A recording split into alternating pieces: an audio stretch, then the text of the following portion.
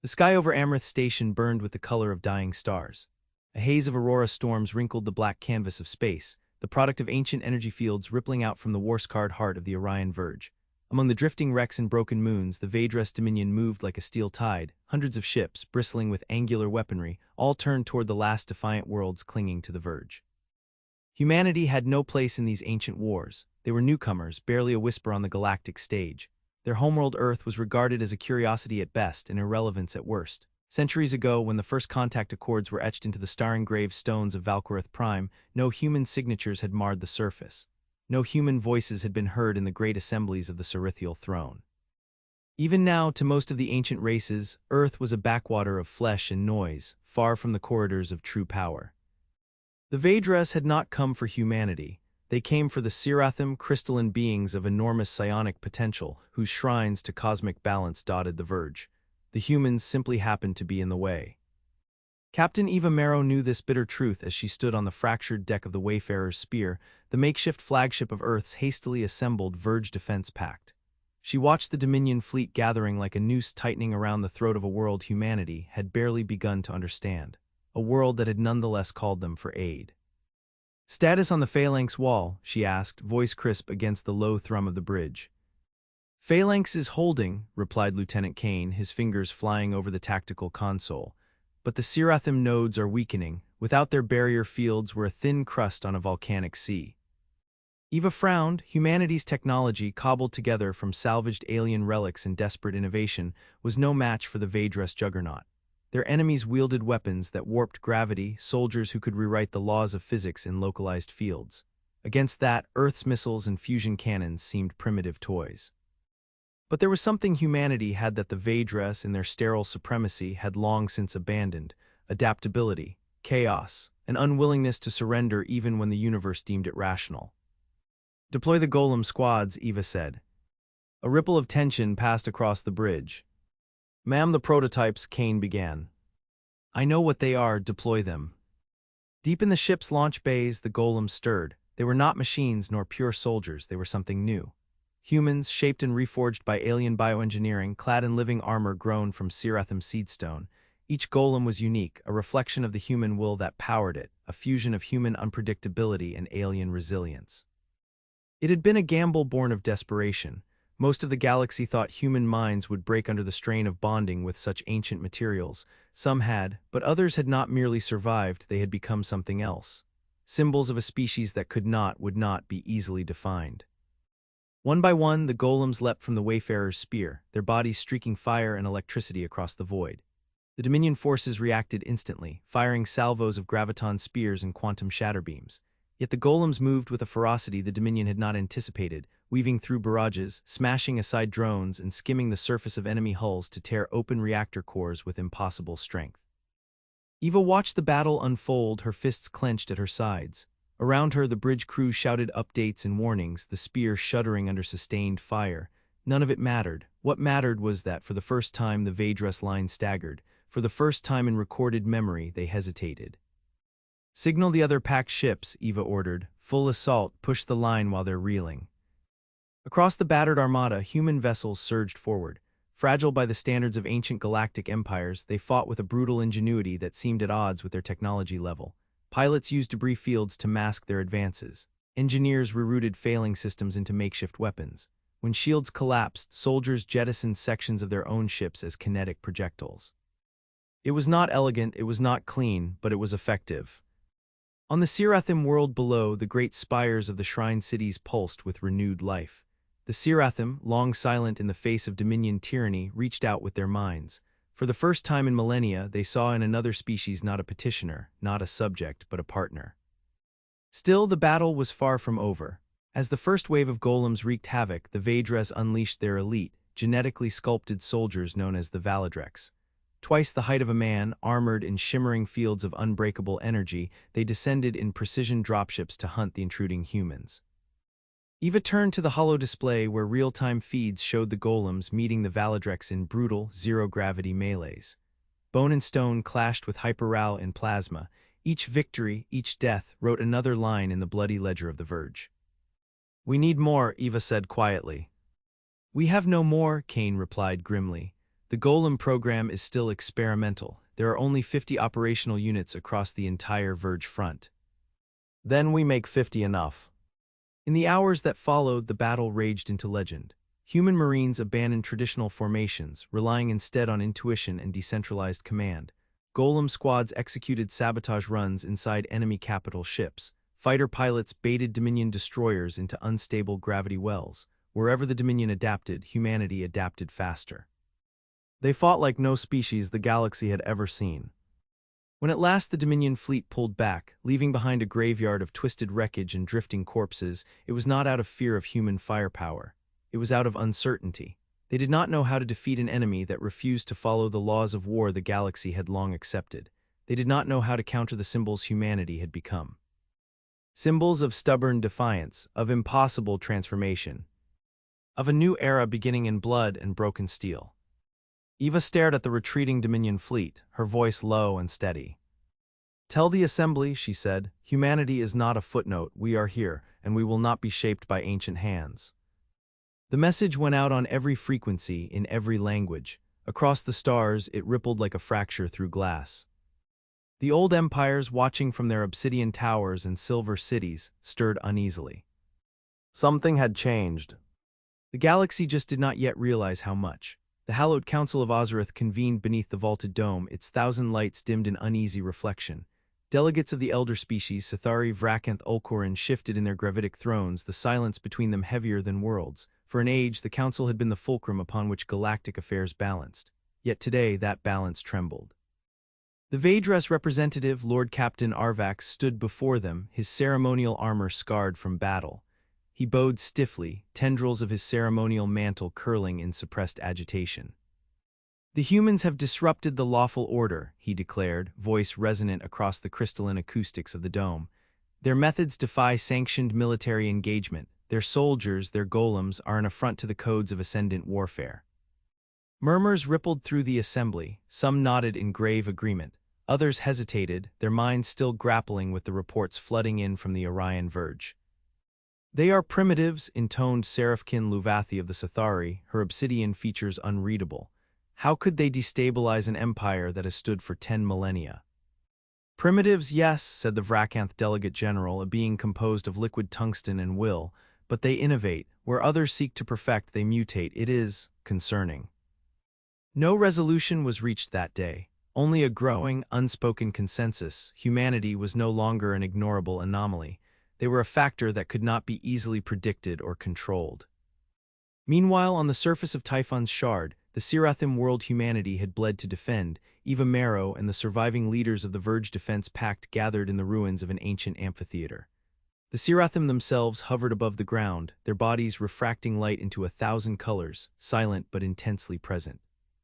Commander Rafe Arden, his armor scored from plasma impacts, leaned close to Eva. "They're watching us," he muttered, "judging us." "Good," Eva said. She stepped forward, her voice carrying across the open air. "We did not come to conquer," she said to the Seraphim, "nor to kneel. We came because you asked for help, and we will stand by you." A low harmonic resonance filled the amphitheater. The Seraphim spoke, not in words but in layered concepts, interweaving emotion and imagery into a collective understanding. Symbols, transformation, guardians beyond flesh. The meaning was clear. The Seraphim had chosen humanity as their new custodians, their bridge to a future no longer shackled by the ancient doctrines of the elder races. In the months that followed, Earth became a nexus of change. Seraphim envoys, beings who had once considered communication with lesser species a waste of thought, arrived in orbit around Earth's moon. They brought knowledge, the blueprints of lost sciences, the keys to unlocking dormant potential buried deep within human biology and consciousness. Under the guidance of Seraphim architects, the Golem program expanded. No longer mere experimental units, Golem soldiers became the vanguard of a new philosophy, humans who were not simply enhanced but redefined. Some fused with symbiotic alloys that adapted to threat vectors faster than light. Others integrated with psionic crystals that amplified thought into tangible force. Each golem was unique, not mass-produced but grown, a reflection of the individual's soul as much as their physical form. It was an evolution so radical that the Council of Ozareth immediately denounced it. In hidden conclaves, ancient species debated whether to quarantine Earth, to sanction it militarily, or to attempt more subtle interventions. Saboteurs infiltrated human research stations, trade embargoes tightened around Sol, covert assassinations targeted Golem pioneers. But humanity endured. Every setback fed a relentless cycle of adaptation. On the fortress moon of Foros Delta, Eva stood with her senior staff, reviewing a new wave of intelligence reports. "They're afraid," said Rafe, pointing to intercepted communications. "They call us the Shattered Path." Eva nodded grimly, "Because we refuse the road they paved, good." The term spread among human forces like wildfire. Shattered Path became a badge of honor, a rejection of stagnation, a vow to embrace evolution without constraint. New military academies opened, teaching unorthodox tactics rooted in creativity rather than rigid doctrine. Scientists pursued volatile but groundbreaking fusions of biology, quantum mechanics, and psionics. Yet not all change was unifying. Factions within humanity began to diverge. Some believed in total integration with Seraphim technologies, merging mind and machine into post-human collectives. Others insisted on preserving human identity in its original form, arguing that too much transformation would sever them from their roots. Eva found herself at the center of a growing ideological storm. She convened a conclave aboard the Wayfarer's Spear, inviting leaders from every major Earth faction. "We cannot fracture now," she said, voice like hammered steel, "not while the galaxy watches, waiting for us to falter." "What if unity means sacrificing what makes us human?" challenged Admiral Soren Vance, head of the Preservationists. "Evolution doesn't erase our humanity," Eva replied. "It proves it. Our strength is not in what we are born as, it is in what we choose to become." The words resonated, but the seeds of division had been sown. Eva knew they would one day grow into struggles that might be bloodier than any battle with alien foes. Still, for now, the human spirit held. As Earth expanded its reach, establishing forward bases on liberated Verge worlds, humanity's symbols spread. Golem squads adorned with personal emblems, ships painted with the sigils of the Shattered Path, monuments raised where humans had bled and triumphed. To the ancient powers of the galaxy, these images were not merely troubling, they were contagious. Among the younger races, those who had long chafed under the old order, whispers began to stir. If the humans could defy the inevitable, perhaps they could too. If the humans could become something greater, perhaps they had been lied to about their limits. In the shadowed halls of forbidden libraries, in the backrooms of distant spaceports, in the dreams of oppressed peoples, a single idea ignited like wildfire across the stars. Change was no longer unthinkable. Change was inevitable. And humanity was its harbinger. The first true retaliation did not come in open battle. It came in whispers. Across human-occupied worlds, strange phenomena began to spread. Entire cities awoke to find their communication networks severed by quantum parasites. Orbital habitats suffered unexplained gravitational inversions, crushing themselves into debris fields. Vital leaders, generals, scientists, even golem-bonded veterans fell prey to mind razors, invisible agents that corrupted thought itself. The Council of Ozareth had decided. If humanity could not be contained by diplomacy or embargo, it would be dismantled by insidious means.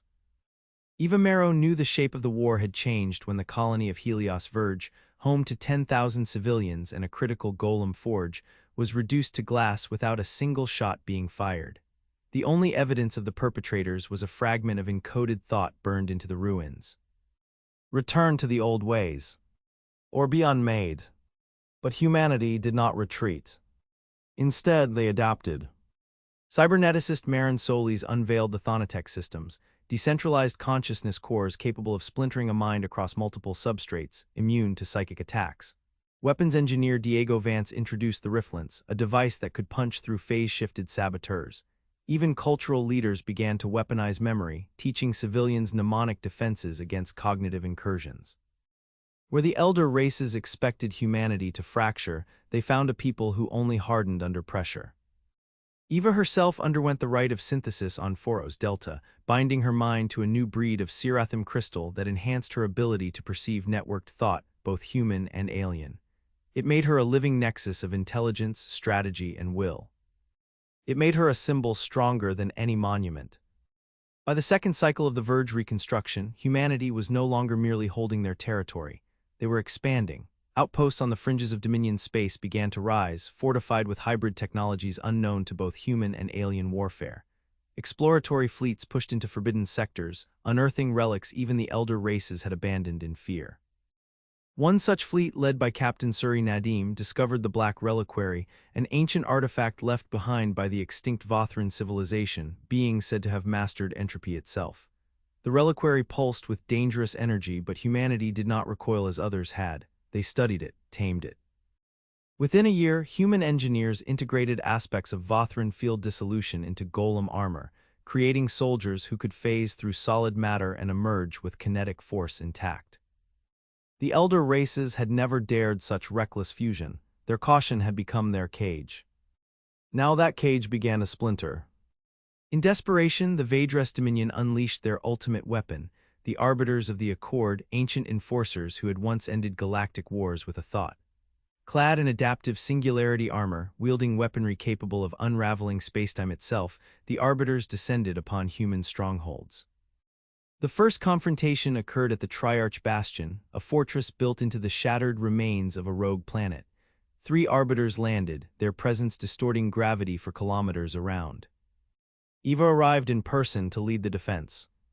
Her forces did not meet the Arbiters head-on. They wove a web of decoys, reality-mimicking projections, and time-delayed mines. The battle raged for days, with soldiers and golems alike adapting tactics on the fly, exploiting every error no matter how minuscule. In the end, it was not raw power that defeated the Arbiters. It was human unpredictability, the refusal to fight as doctrine demanded, the willingness to sacrifice, to improvise, to embrace chaos as a weapon. When the last Arbiter fell, torn apart by a synchronized attack that inverted its own temporal shields, Eva stood atop the ruins, battered but unbroken. Messages rippled outward from Triarch Bastion to every system within the Council's grasp. Humanity had slain the enforcers of ancient law. The reverberations were immediate. Entire client species, long suppressed by Council mandates, began to question their obedience. Rebellions flared on worlds that had not seen open defiance in thousands of years. Slumbering powers stirred in the depths of forbidden space. The Council itself began to fracture. Some factions argued for immediate total war against Earth and its allies. Others, fearing the same adaptability that had undone the Arbiters, advocated isolation, containment, even negotiation. But negotiation required a fundamental acknowledgement that humanity was an equal force, not a vassal. And that was something the Elder Empires had never contemplated. Back on Earth, a convocation of humanity's greatest minds, soldiers, and leaders assembled within the Stormspire, a megastructure rising from the Amazon cradle, entwined with living Seraphim architecture. Eva stood at its heart, addressing the convocation. "We were shaped," she said, "by forces that believed they could define us. They gave us death and we forged life. They gave us chains and we forged wings. They called us symbols of disruption." Her voice rang across the Stormspire, broadcast to every colony, every ship, every outpost flying the banner of the shattered path. They were right. She raised her hand. The assembled golems saluted, their bodies gleaming with the living testament of human will fused to alien marvel. "We are the new architects of the galaxy, and we will not ask for permission." Thunder shook the Stormspire as the assembly roared in answer. In orbit above Earth, a new kind of fleet massed, ships grown as much as built, bristling with weapons that bent probability and armored in metamorphic alloys that responded to thought. A fleet that would not defend alone. It would carry humanity forward, into the heart of a broken order. To shatter it completely. To shape a future worthy of the fire that had forged them. The first world to fall was Sirali's Varn. Long loyal to the Council of Ozareth, its crystalline cities and genetic archives had been bastions of stagnation for eons.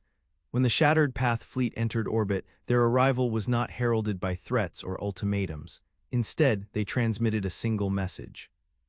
"You are free to choose. Choose wisely." The choice was not truly between survival and annihilation, but between remaining a relic or joining the future. Half the planetary defense grid stood down within hours, their operators swayed by whispered promises of renewal, of casting aside ancient obligations for the unknown liberty humanity embodied. The other half resisted. They were buried beneath forests of glass and rivers of molten stone, their ancient weapons rendered inert by technologies they had never imagined could exist. Sirali's Varn was claimed not as a vassal but as a partner. its living libraries integrated with Earth's own archives. Its people, once rigid and cautious, found new voices among the shattered path. They took up the banners not of human conquest but of shared rebirth. Across the galaxy, this pattern repeated. Some worlds embraced the revolution. Others fought, clinging to ancient dogmas, and were left smoldering wrecks in the wake of human adaptability. The Council of Ozareth, reeling from cascading defections and internal schisms, called an emergency Grand Convergence, a final attempt to unify the elder races against the human contagion. Inside the convergence chamber of Estherun Prime, under spires made from folded spacetime, the remaining council delegates gathered. "We face an existential threat," rasped High Adjudicator Travax of the Ulcoran, "not from superior technology, not from superior numbers, but from ideas." He gestured toward a holographic cascade of human symbols spreading across star charts like wildfire. "They offer not domination but transformation. That is more dangerous than any armada." "We must eradicate the shattered path at its source," declared Arvax of the Vaedres, his voice stripped of all pretense of diplomacy. "Earth must burn." Silence followed. Even among the most hardened traditionalists, the thought was staggering. To annihilate an entire species' homeworld would not simply be war, it would be an act of galactic heresy. But desperation was a fertile soil for monstrous seeds. In secret, the Council activated Project Terminus, a weapon older than most stars, buried in the dark between galaxies, left by the forerunners of all known life. The Terminus construct was not designed for conquest, it was designed for finality. A shipworld the size of a small moon, armed with entropy drives that could unweave planets to their molecular foundations. The Council unleashed it, steering it toward Sol. Eva Marrow knew they were coming long before the first probes detected the construct. Deep within her, the crystalline symbiosis with the Seraphim resonated with the disturbance of spacetime itself. She summoned the full might of the shattered path. The Stormspire's councils went to work, synthesizing a battle plan unlike any fought before. It would not be a clash of fleets in the traditional sense. It would be a war of existence versus oblivion. Earth's orbit became a maelstrom of preparation. The Aegis rings, massive defensive arrays capable of absorbing and redirecting quantum flux, activated for the first time. Swarms of polymorphic drones, each equipped with weaponized singularity nodes, began to tessellate into living minefields. Yet Eva knew these measures could only delay, not defeat, the Terminus construct. She gathered the senior tacticians and scientists aboard the flagship Ascendant Requiem. "We cannot meet this enemy in a battle of endurance," she said. "We must fight them in a realm they believe theirs alone. We must make chaos our ally." The plan was born in that moment. A spearhead strike led not by fleets, but by a hand-picked force of evolved golem units, each one bonded to an experimental phase core capable of momentarily existing in superposed realities. They would infiltrate the construct before it reached Sol and disrupt its control lattice from within. Failure would mean extinction. Success would mean transformation beyond even humanity's boldest dreams. Eva herself volunteered to lead the assault. The assembled leaders protested, citing her irreplaceability, but she silenced them with a single glance. "I was shaped by this war as surely as any of our soldiers," she said. "If this is the final test, I will meet it not from a throne but from the front." The infiltration armada launched from Foros Delta, slipping through hidden wormgates seated along the verge. As they approached the construct, the immensity of it dwarfed even their most audacious expectations. It was not merely a weapon, it was a tomb of realities. Spinning prisms of collapsed dimensions circled its hull, spires of dead stars jutted from its surface. Its core pulsed with the slow, cold rhythm of extinction. The assault began. Phase-hopping golem units materialized inside the construct, fighting against defenses that bent logic and perception. Reality twisted. Some units vanished without a trace, lost to paradox fields or inverted timelines. Eva pressed forward, guiding her team through labyrinths of impossible geometry. The golem symbiosis allowed them to adapt faster than the construct could anticipate, mutating their forms, reconfiguring their senses to survive. They reached the control nexus, a singularity suspended inside a prism of frozen time. Defending it was the last remnant of the construct's ancient creators, a being of thought and energy, older than language, driven by the singular purpose of termination. Eva faced it alone, her team holding off endless waves of phase-shifted guardians. She unleashed the full force of her synthesis, merging human will, Sirathim potential, and the chaotic ingenuity of the shattered path. The battle was not one of strength, but of identity. The entity tried to overwrite her mind, to strip her of self, to render her a function of destruction.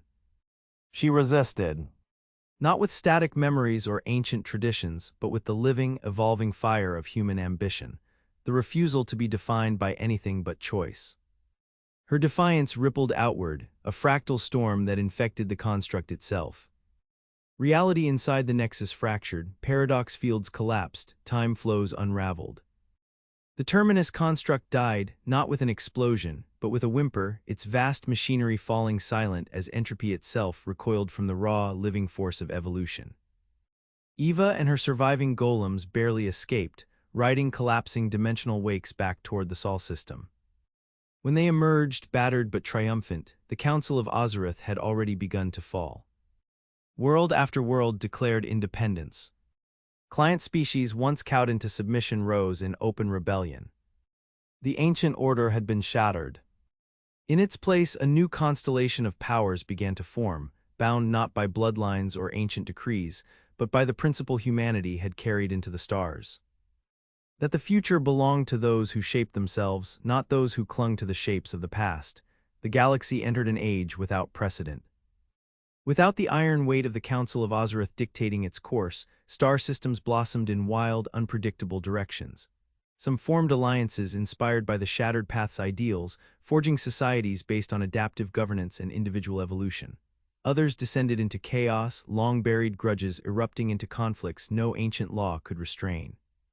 Humanity stood at the center of it all, not as conquerors, not as tyrants, but as catalysts. From Earth to the Verge, from the reclaimed ruins of the Vedras to the newborn citadels of liberated worlds, the Golem Corps expanded. No longer purely soldiers, golems became ambassadors, architects, and explorers. Each new generation was more diverse, more complex, embodying the infinite expressions of what humanity had become when no longer confined to a single definition. Eva Marrow did not return to command fleets. She became something else. The Sirathim, in a gesture unseen in recorded galactic history, wove a living monument around her, the halo of becoming, a structure orbiting a binary star where space itself resonated with the frequency of transformation. There, leaders, visionaries, and creators from every species came to seek counsel, to remember that to exist was to change. And still, humanity pushed outward. The Shattered Path did not merely rebuild what had fallen, they seeded new dreams. Colony ships unlike any before, self-aware, capable of birthing ecosystems from barren rock ventured into unexplored arms of the galaxy. Some carried descendants of Earth, others volunteers from species that had once been shackled by tradition. In the umbral reaches once considered beyond salvation, human-led expeditions made contact with entities older than the stars, not with weapons but with curiosity. In the Ashen Belt, golem architects resculpted dying worlds, turning fields of dust into oceans and cities that danced across tectonic plates. In every act, humanity left behind not monuments of dominance, but legacies of adaptation. Yet with every step into the unknown, new challenges rose.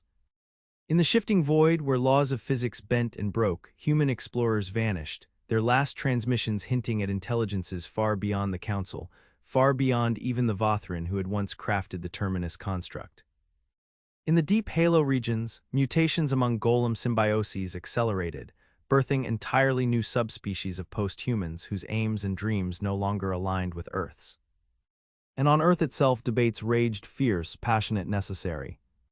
How much change could be embraced before the essence of humanity was lost?